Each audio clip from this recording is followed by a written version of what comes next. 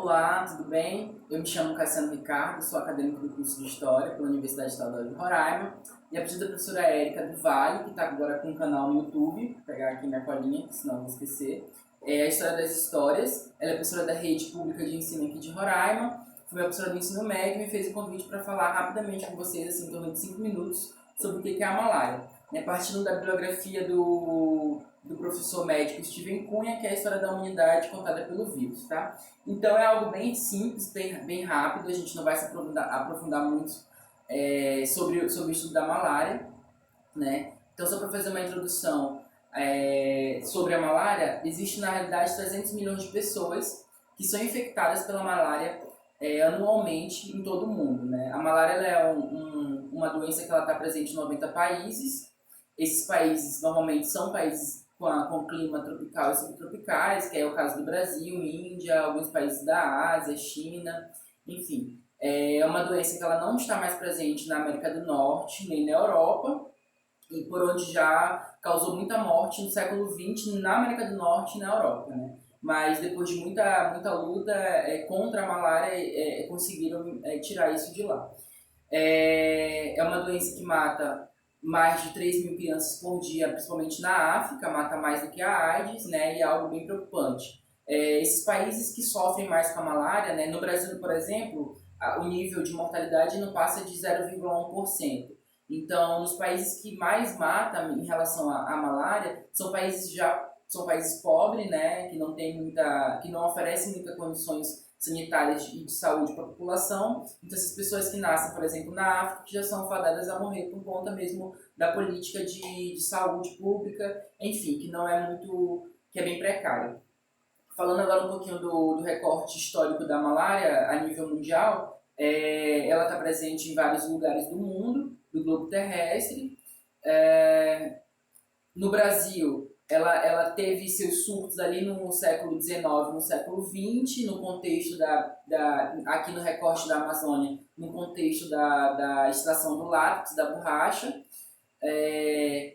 Quando o governo Getúlio Vargas fez um acordo bilateral com os Estados Unidos para mandar essa borracha que estava sendo produzida a grandes níveis no Brasil, né, para lá, para os Estados Unidos, lá no século XX, quando os Estados Unidos estava se envolvendo com a guerra, né, nesse contexto de guerra. Então a gente tem alguns surtos no Brasil nesse período, né? Em decorrência também da borracha, a gente tem um segundo surto no Brasil, que é por conta da criação de ferrovias para tirar todo esse látex que estava sendo produzido no Brasil. Países aqui que fazem fronteira com o Brasil, Bolívia, por exemplo, várias empresas trabalharam no meio da Amazônia para poder criar ferrovias, para mandar esse material que estava sendo produzido para outros países, né? Então a gente tem um contexto aqui na região da Amazônia de trabalhadores que vêm de outros estados, de outros lugares, nesse período da borracha que a gente sabe, a gente lembra, né, de acordo com a historiografia do período, teve um grande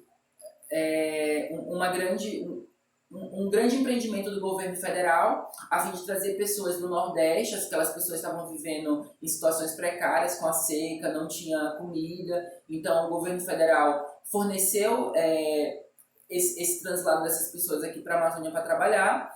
Essas pessoas vieram com o intuito de trabalhar e de ganhar dinheiro e sair daquela situação de pobreza que elas estavam vivenciando, mas o governo não deu nenhuma sustentabilidade em relação à saúde, saneamento, nada disso, né? Muitas das pessoas foram até enganadas quando vieram para cá, para essa região a trabalho. Então a gente tem um aumento populacional na região da Amazônia muito grande, e a Amazônia já é um local tipicamente propício para doenças que são transmissíveis por mosquitos. Então, nesse período a gente tem, no século XX, ali no século XIX e século XX, na Amazônia, a gente tem dois grandes surtos epidêmicos da malária, né? Falando um pouco biologicamente como é que se pega a malária, ela é transmitida por um mosquito muito conhecido como mosquito prega, o nome popular dele. O nome científico desse mosquito é Anaphalis. Ela seria um mosquito fêmea, né? O mosquito macho é o plasmódio fecunda a fêmea, e a fêmea com esse óvulo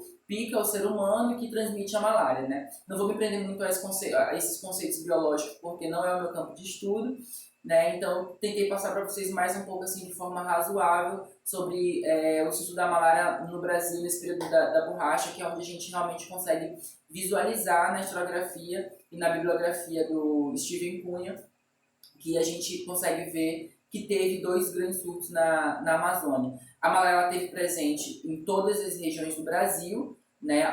Salvo engano alguns estados sulistas ali na região mais baixa, né, do Brasil. O litoral estava tudo presente, a malária estava presente no litoral. Então a gente consegue perceber também isso a partir do século XVI, pelas algumas escritas dos médicos que estavam, né, aqui na região, que já tinham pessoas doentes com febres, que tipicamente é a febre da malária, né? A malária, os sintomas é febre, dor no corpo, dor nas juntas, dores musculares, enfim. Tem como a gente, agora falando um pouco de história, né? Tem como a gente conhecer um pouco da história do Brasil, um pouco da história da Amazônia, nesse viés, focando pesquisando sobre epidemiologias, né? Porque algumas doenças foram fortemente presentes, não só na história do Brasil, nesse período de colonização também, logo no início, mas também durante a história do Brasil, a gente consegue perceber alguns surtos de doença em alguns estados. Né? Acredito que eu possa ter transmitido que eu entendi um pouco da leitura do Steven Cunha, e muito obrigado.